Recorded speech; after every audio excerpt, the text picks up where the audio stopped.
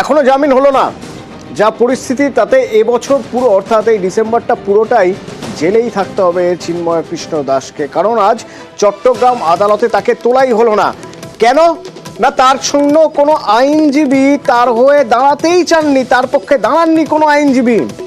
25শে November Chinmoy Krishna Das Dhaka থেকে গ্রেপ্তার হয়েছিলেন এবং আজ যখন তার শুনানি ছিল তখনও তার শুনানি হলো না। শুনানি পিছিয়ে গেল 2রা জানুয়ারি পর্যন্ত। চট্টগ্রাম আদালতে চিন্ময় কৃষ্ণ দাসের পক্ষে কোনো আইনজীবী দাঁড়াননি।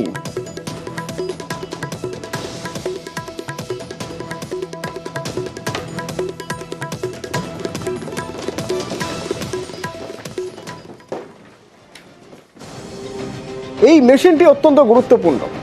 আমরা বলতেই পারি আমরা লাগাতার খবর করার পর এই মেশিনটি এসেছে। এই মেশিনটি কি জানেন? ঠিক করে দেবে, এই মেশিনটি নির্দিষ্টভাবে দেখিয়ে দেবে যে কত স্পিডে ট্রেন যাচ্ছে।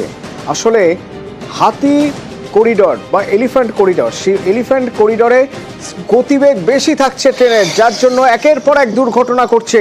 বারবার আমরা সেই খবর দেখিয়েছি যে কিভাবে স্পিড লিমিট মেনটেন হচ্ছে না হাতি করিডরে। এবার এই স্পিড লিমিট মেনটেনের জন্য স্পিড লিমিট মেশিন হাতি করিডরে মেশিনের মাধ্যমে নজরদারি করা হচ্ছে। স্পিড লিমিট যদি ছাড়ায় তাহলেই জরিমানা। কোনো গাড়ি যদি স্পিড লিমিট ছাড়ায় তাহলেই মুশকিলে পড়ে যাবেন, কারণ সেক্ষেত্রে ফাইন হবে। বন দপ্তর এবং পুলিশ এলিফ্যান্ট করিডরে গাড়ির উপর কড়া নজর রাখছে।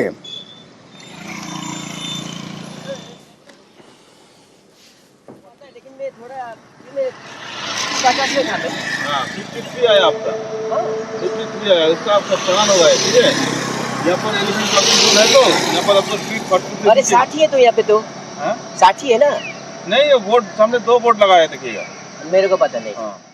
जो अभी हम लोग का एक जॉइंट एफर्ट चल रहा है और पुलिस का जो हमारा सपोर्ट मिल रहा है उसके तहत उन्होंने कुछ स्पीड चेकर्स और वहाँ पे स्पीड लिमिट को सेट करके फिर जो लोग जा रहे हैं ओवर स्पीड करके उनका चालान भी काट रहे हैं। तो इससे बहुत अच्छा इम्पैक्ट होगा। सभी से कि यही अपील है कि follow the traffic rules, speed rules. और पुलिस को भी मैं अपने फॉरेस्ट डिपार्टमेंट की तरफ से थैंक्स बोलना चाहता हूँ। ये जो आप लोगों ने न्यूज कवरेज किया था न्यूज 18 के थ्रू, तो उसका एक बहुत अच्छा इम्पैक्ट हुआ। जो पुलिस को ने ये एक अभियान के तहत इसको स्टार्ट किया है और फॉरेस्ट को भी इसमें मदद मिल रहा है। और होपफुली हम लोग फ्यूचर में ऐसे कोई अनटूवर्ड इंसिडेंट, अनफॉर्चुनेट इंसिडेंट से बच पाएंगे। Thanks to news 18। ওটা এলিফ্যান্ট ক্রসিং ছিল, তো আমরা আগে থেকেই স্পিডোমিটার নিয়ে চেকিং করতাম। এখন সেটা আরো বাড়ানো হয়েছে, ফরেস্ট ডিপার্টমেন্টের সাথে আমাদের কমিউনিকেশন হয়েছে, ওনারা কথা বলেছিলেন।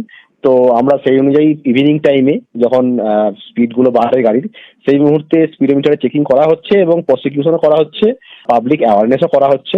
আমরা আশা করছি এই জিনিসটা আস্তে আস্তে কমে যাবে।